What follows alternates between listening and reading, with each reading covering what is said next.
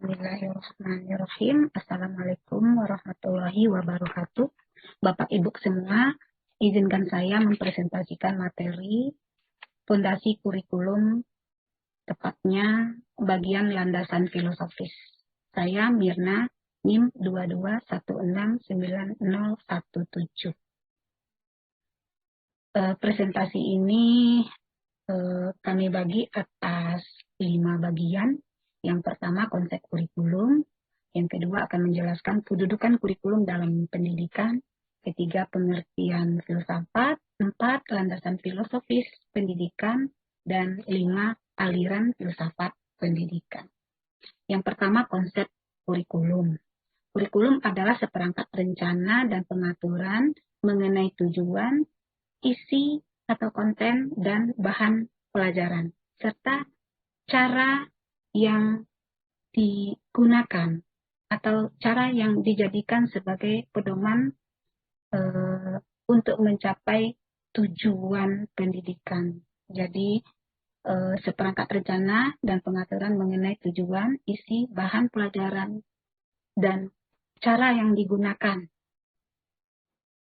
atau untuk menjadi pedoman dalam pencapaian tujuan pendidikan. Ini menurut Undang-Undang Nomor 20 Tahun 2003 tentang Sistem Pendidikan Nasional. Kemudian kedudukan kurikulum dalam pendidikan.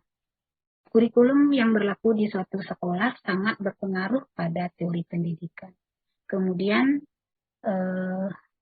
kurikulum merupakan sarana untuk mencapai tujuan pendidikan tersebut. Selanjutnya, pengertian filsafat. Filsafat itu kita tahu dia berkaitan dengan kajian tentang pengetahuan yang baik, knowledge of the God, untuk menetapkan keputusan yang bijaksana menuju ke kehidupan yang baik. Ini menurut Zeiss tahun 1976 ya. Kemudian filsafat ini menjadi kriteria dalam menetapkan tujuan, proses, dan sasaran kurikulum pendidikan. Selanjutnya dibahas landasan filosofis pendidikan.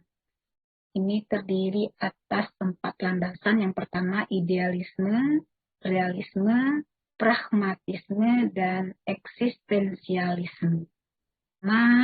Landasan idealisme.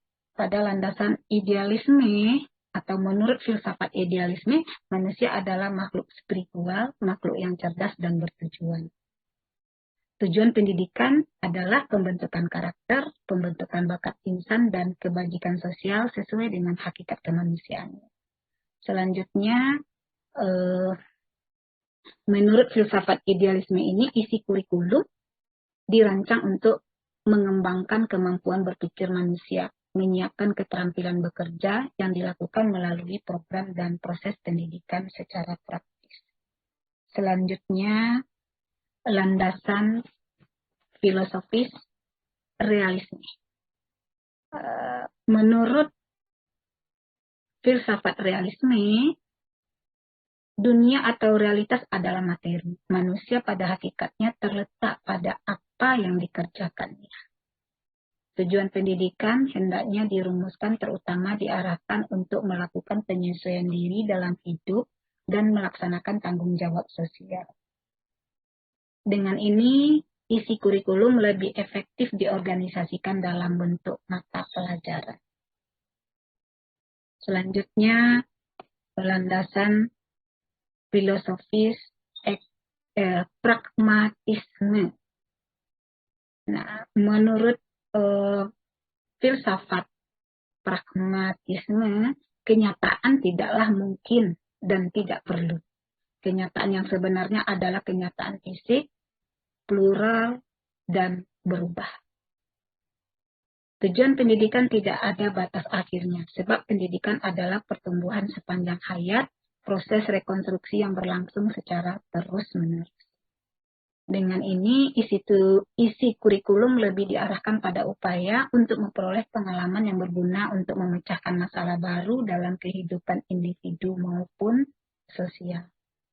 Selanjutnya, landasan keempat, eksistensialisme. Menurut filosofi ini, orang terus-menerus membuat pilihan dan dengan demikian menentukan diri mereka sendiri. Eksistensialis mendukung bahwa siswa bebas untuk memilih bagaimana dan apa yang mereka telaah. Di sini, pengetahuan yang paling penting adalah pengetahuan tentang kondisi manusia. Jadi, menurut filosofi ini, kurikulum terdiri dari pengalaman dan mata pelajaran yang memberikan diri mereka pada kebebasan dan pilihan individu.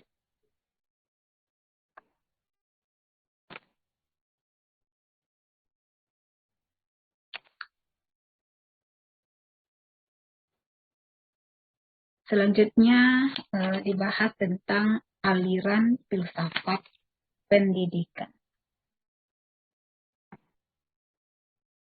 Ada 4 aliran filsafat pendidikan. Yang pertama, aliran perennialism, aliran essentialism, aliran progressivism, dan aliran rekonstruksionisme.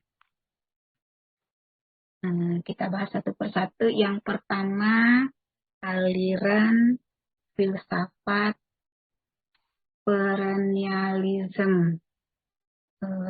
Aliran filsafat yang paling konservatif. Memiliki akar filsafat realism, manusia diyakini memiliki kemampuan memahami kebenaran universal. Guru berperan sebagai ahli bidang studi yang menguasai keilmuan sehingga mereka memiliki otoritas di bidang ilmunya. Siswa lebih diposisikan sebagai pihak penerima pengetahuan sehingga ia lebih pasif dalam pembelajaran. Kemudian yang kedua, aliran esensialism.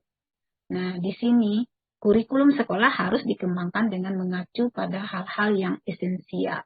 Misalnya membaca, menulis, dan berhitung.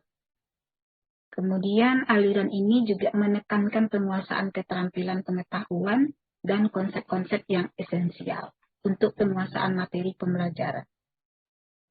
Selanjutnya di sini guru harus menguasai bidang studinya sehingga ia diharapkan memiliki keterampilan di bidang ilmunya. Berikut aliran progressivism. Nah, menurut aliran ini menghendaki adanya perubahan dalam cara-cara pembelajaran yang menekankan siswa aktif dalam belajar. Nah, ini berbeda dengan aliran yang sebelumnya, 2 aliran sebelumnya, ya. Jadi kalau 2 aliran sebelumnya itu siswa pasif, guru yang aktif memberikan materi. Kemudian cara-cara pembelajaran dikembangkan antara lain sudah lebih modern, pemecahan masalah, penemuan, dan kooperatif. Peran guru di sini hanyalah sebagai fasilitator daripada sebagai satu-satunya sumber belajar. Jadi ini bedanya dengan yang sebelumnya. Kemudian aliran rekonstruksionisme. Pada aliran filsafat ini, isi kurikulum dikembangkan atas dasar isu-isu sosial kemasyarakatan yang memuat pluralisme budaya, modern, kesamaan, dan berwawasan ke depan. Siswa dipersiapkan untuk dapat hidup di era kehidupan yang penuh keragaman. Di sini, peran guru dan siswa dalam pembelajaran bisa berubah-ubah sesuai dengan fungsinya dan juga sesuai dengan konteksnya. Jadi, itu yang bisa saya sampaikan dan terima kasih.